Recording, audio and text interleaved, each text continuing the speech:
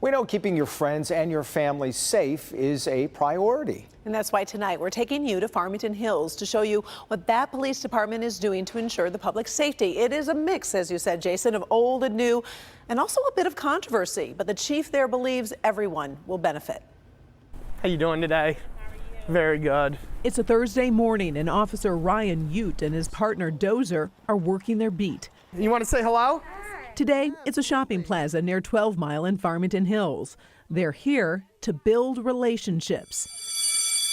Not far away at East Middle School, Resource Officer Joe Mertes is talking with some students during one of the gym classes. This part, you know, it's cool. So the point here, to build trust. I think once we get in a conversation, the other students can see that conversation, they kind of let their guard down and makes them more approachable to me. So hopefully, if there is an issue at school, he will hear about it before it becomes a problem. My philosophy is to keep the parents, keep the school and law enforcement all on the same page, have the same amount of information. This is a team effort. Our police department works very close with our community. I sat down with Farmington Hills Police Chief Jeff King.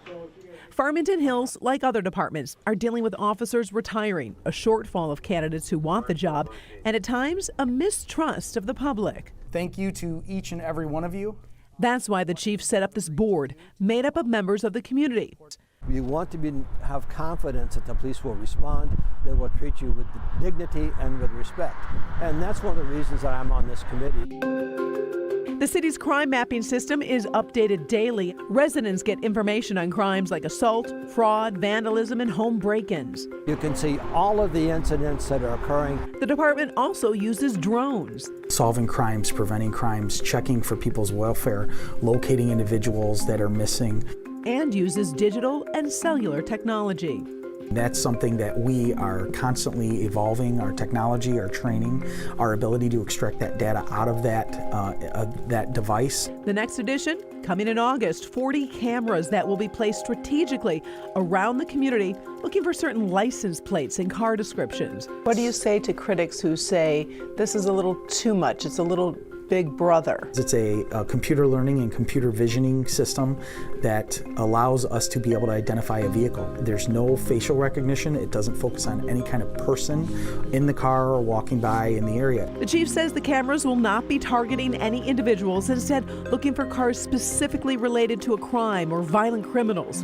Residents seem to welcome the changes. You want people to love to come here. You want them to utilize the parks and feel safe, and I think that we have that, and we want to help push that forward. There are a lot of different programs going on in Farmington Hills, like the Night Watch program, which actually targets the business community and gives advice to owners if they perhaps might have a security deficiency. So I posted links to the programs, that crime mapping situation, also the community response team where they invite everybody for those meetings on our website at clickondetroit.com. And the chief was very important to mention, you know, a lot of departments are doing these programs. He's not saying we're the only one, but it was just an interesting mix of blending everything together. The school resource officer really sticks out as well. I like that they're not, people think of them as the first line of defense if there's violence, God forbid, but also to keep their ear to the ground and make that connection with the community and parents. It really is to build that relationship because, you know, as we've seen in other school systems, you know, you need to have that information first to try to prevent and keep the communication. So.